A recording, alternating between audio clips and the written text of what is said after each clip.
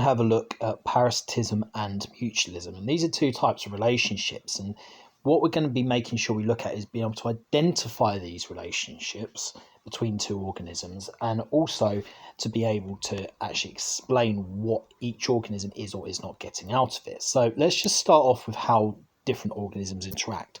Let's say this is you. Now, everything in this row here is where you benefit from that relationship. Anything in this row is where you get disadvantaged.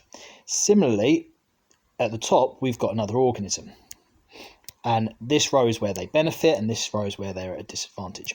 Now, if you benefit and the other organism benefits, we call that mutualistic, right? So the relationship is mutualistic. That means you're both getting something from it.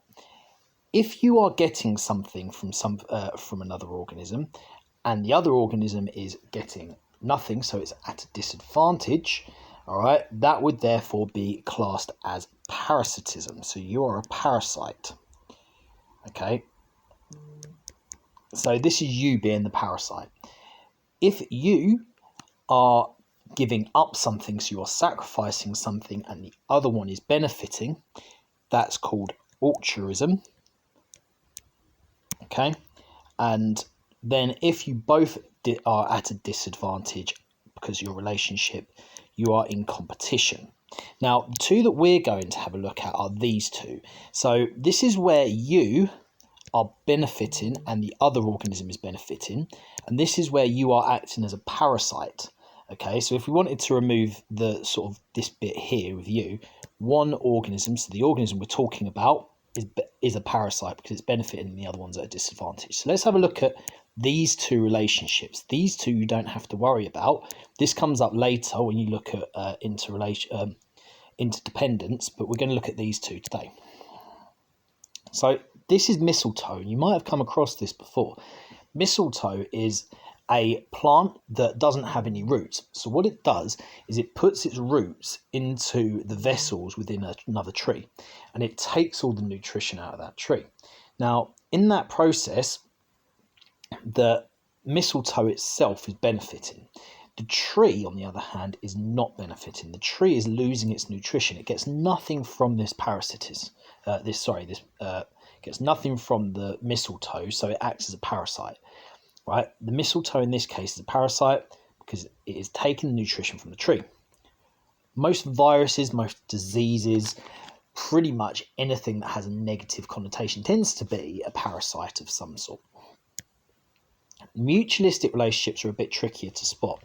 And when we look at mutualistic relationships, what we're really looking for are relationships where one organism tends to get food and the other one tends to get protection. It's not always the case, but that's generally the rule.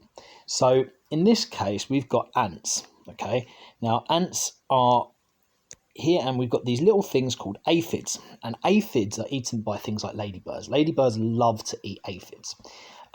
They're really bad for your garden because they kill plants. They have sort of their mouth parts go into the xylem and the phloem of the plant, and they suck out, a bit like the mistletoe, they suck out. So they would be parasites to the plant.